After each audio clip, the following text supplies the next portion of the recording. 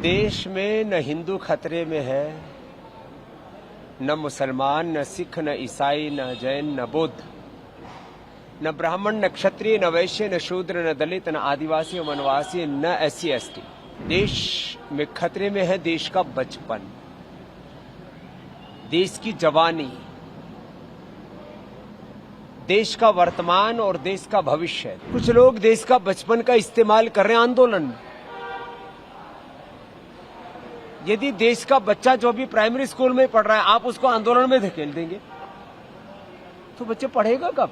देश में न हिंदू खतरे में है, न मुसलमान, न सिख, न ईसाई, न जैन, न बौद्ध, न ब्राह्मण, न क्षत्रिय, न वैश्य, न शूद्र, न दलित, न आदिवासी, न वनवासी, न SC ST। देश में खतरे में है देश का बचपन, देश की जवानी, देश का वर्तमान और देश का भविष्य, देश की प्रकृति, देश की संस्कृति और सभ्यता, देश की अखंडता और संप्रभुता।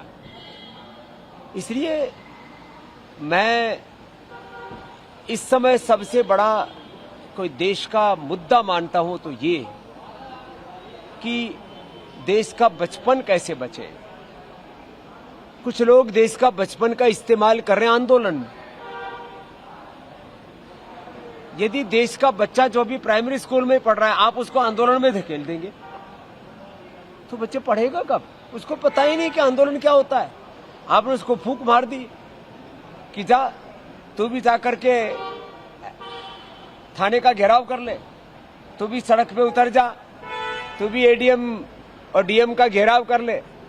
छोटे बच्चों को आंदोलनों में नहीं धकेलना चाहिए, पूरी दुनिया में कहीं नहीं होता। आंदोलन ये अभिभावकों का उत्तरदायित्व है बच्चों के लिए, और जब बच्चे जब एडल्ट हो जाते हैं तब उनको अपने अधिकारों के लिए संघर्ष करना चाहिए और अपने कर्तव्यों के पालन के लिए भी प्रतिबद्धता उनके अंदर बढ़नी चाहिए। देश में अराजक आंदोलन तो नहीं, हाँ, देश में संविधान की लोकतंत्र की रक्षा के लिए संवैधानिक, लोकतांत्रिक, नैतिक, आध्यात्मिक, मानवीय मूल्यों पर आधारित आंदोलन होने चाहिए। मैं इसका समर्थक हूं।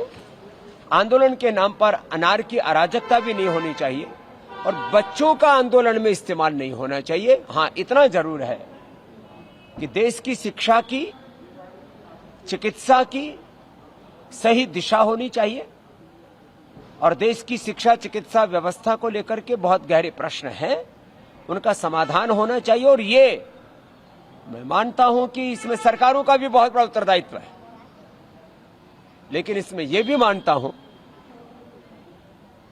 कि ये व्यक्ति केंद्रित व्यवस्था नहीं है।